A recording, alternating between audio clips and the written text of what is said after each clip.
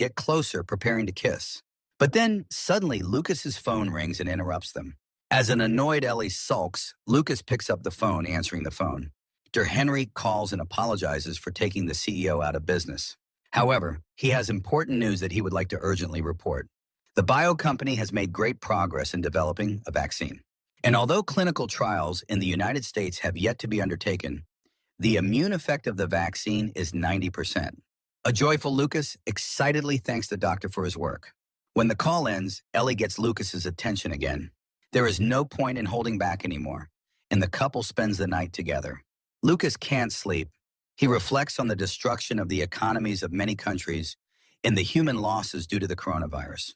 However, the situation can be reversed if a vaccine against coronavirus appears. Then the market can return to growth again, which means that you need to come up with something in advance. Ellie wakes up and Lucas apologizes for being able to wake her up with his sighs and fidgeting. But then he asks the girl to help him create a portfolio to buy new shares. Ellie asks how much the man wants to buy and is speechless when Lucas says the amount of $12 billion. Lucas sincerely asks the girl for help because he needs her abilities. The lovers move to the kitchen, where they continue to discuss Lucas's plan. Ellie is shocked that Lucas asked her to work with sums such as $12 billion in stock and $500 million in call options. Lucas doesn't understand why the girl is so angry about his idea. Ellie bites her lips angrily and slams her palm on the table, asking if Lucas thinks her work is funny. The man does not understand what can cause such a violent reaction. Ellie crosses her arms over her chest and says that she knows full well that Lucas is a rich and successful investor. However, buying stocks and call options during a recession seems to be crazy and gambling. She does not understand on what basis the man made this decision. But if it's just intuition, then she, as a manager, wants to interfere with him. Lucas is silent for a while, disappointed, and then replies that in this case he will simply turn to someone else. He is not a fool and understands all the reasons for Ellie's worries. He knows that his plan does not make sense from the point of view of logic. But Lucas also understands that everyone dreams of getting rich, and there's nothing wrong with that. But he is too greedy and ready to move forward, even when everyone around him does not believe in him and tries to dissuade him from dangerous investments. But he was able to get this far because he was greedy, but he's willing to bet his money on faith in it. Ellie throws up her hands and gives up, knowing that her words won't solve anything. Instead, she orders the man to get ready. They need to go somewhere. She throws one of Lucas's shirts at him, telling him to change from home to a suit as soon as possible. She herself also begins to prepare for departure, digging on hangers with clothes. And when Lucas asks about the place where they are going, he replies that to her American company. Lucas and Ellie take a taxi for two and arrive on Wall Street to the building where Ellie works. A man looks around in shock at a skyscraper made of glass and concrete, which is one of the most famous buildings in New York. He admits that the building looks very majestic in person. Ellie tells the man to follow her and confidently goes inside. The reason why Ellie asked Lucas to come to her company is because of his portfolio, which is so large that she can't make a decision for herself. Lucas doubts that they will be able to meet someone influential, but Ellie reassures the man. On Wall Street, he is called the man who created an incredible company. At the same time of using only his own capital and earning a lot of money in the worst market conditions, so, if desired, even the president of the board will be ready to meet with him at any time. And so it happens. An influential man greets Lucas, clarifying whether the way to the company caused any inconvenience. The man introduces himself as Jackson, and the officers around him smile kindly at Lucas. The company's employees bow to Lucas, which surprises him very much. The man is also surprised that Jackson, the head of the largest American financial corporation, is also Korean. Jackson laughs that when he learned about Lucas's visit, he couldn't help but go out to him in person. They escort Lucas to a comfortable office for breakfast. Lucas enjoys drinking hot tea in an interesting company.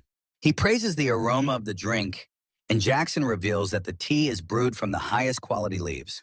Without delay, Jackson notes that he heard about Lucas' idea from Ellie, but decides to confirm the accuracy of the information received.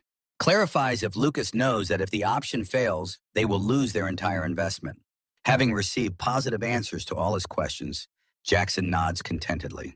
As for buying stocks, Jackson is willing to put his name on hand and build a portfolio with the best conditions. Lucas is happy, but wants to know what the decision is about the call option. On this point, Jackson sadly shakes his head in refusal. He admits that it can be difficult for their company to support such an investment. Jackson looks at Lucas and Ellie dejectedly as he says this. Lucas doesn't understand what might be the reason for the complexity of his request for the global financial corporation. Jackson explains that just because they're going to have a hard time doesn't mean they can't give Lucas what he wants. Realizing that they want to get something from him in return, Lucas decides to clarify what Jackson's offer is. The financier says that their company has two conditions under which they will be ready to fully implement the idea expressed by Lucas. First, the decentralization of call options operations with other financial institutions in order to minimize the possible losses of his company. And secondly, Ellie's manager will be appointed as Lucas's special manager. Lucas wants to know what the reason for this decision is. Jackson replies that he just thought Ellie was the right fit for the job, and it was only natural to delegate important tasks to the best employees. Lucas can't figure out if the company found out that he and Ellie are lovers. The relationship with the American woman can be revealed in the course of their work, and Lucas worries about how this will affect his girlfriend. But Ellie agrees to become his personal manager if Lucas trusts her. Lucas is in mixed feelings. He is both touched and worried about her decision. Jackson nods contentedly, looking at the situation unfolding in front of him. He offers to make a portfolio if they both agree to the expressed conditions. After a business meeting, Lucas and Ellie go out into the park together to take a walk. Lucas twists in his fingers a pen given to him by the head of an American company in honor of the deal. Now he has good connections and great opportunities in the States.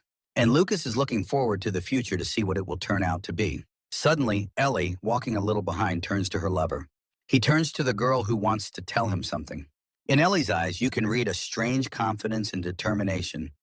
This cannot but be alarming.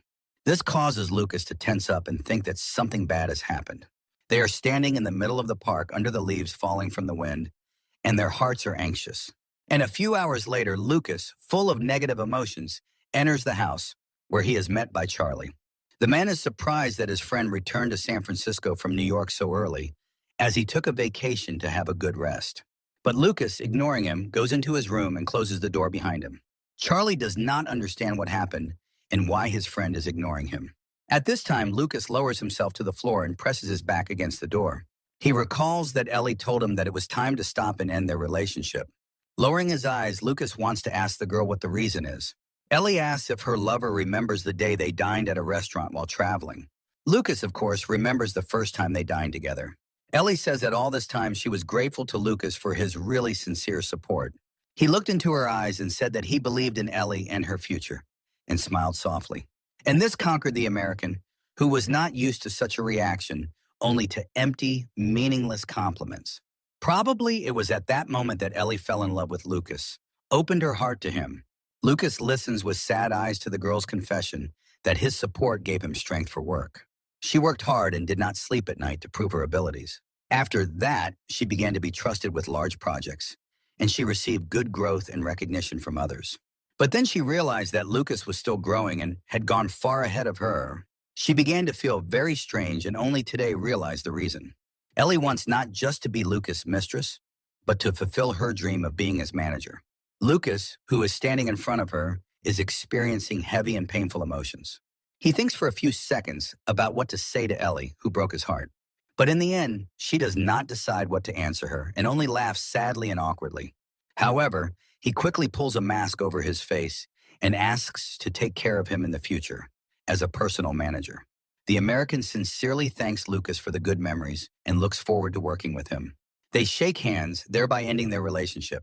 At home, Lucas looks thoughtfully at his palm and doesn't know what to do next.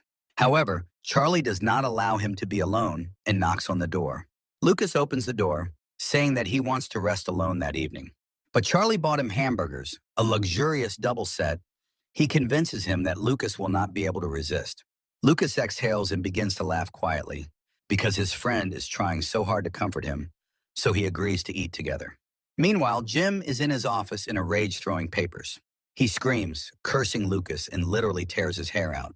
The man does not understand how Lucas dared to deceive him and set him up. He already imagines how the chairman will subject him to cruel torture. This causes Jim to clutch his face in horror, sweating. He doesn't understand how to catch Lucas and not follow his lead. After all, if the chairman does not see that he is correcting mistakes, then the matter will not end with dismissal.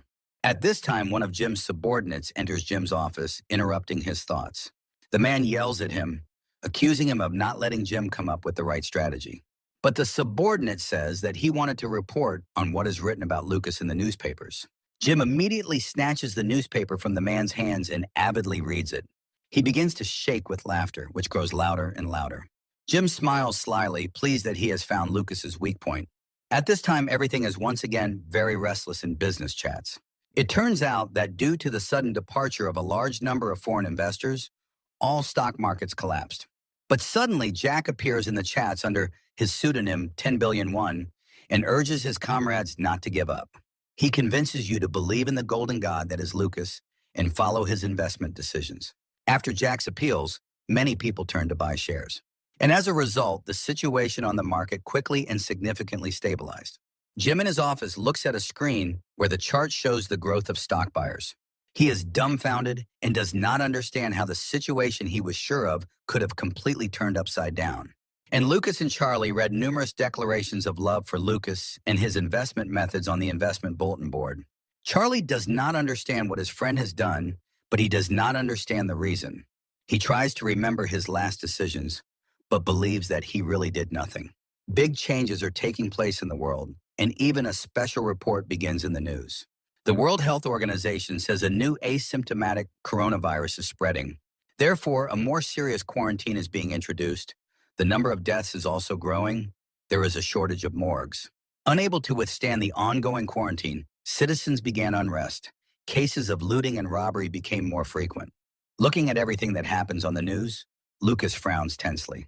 Therefore, he comes to his company as soon as possible to announce his new idea to his colleagues. In the conference room, he begins a teleconference with the bio company, namely Paul and Henry.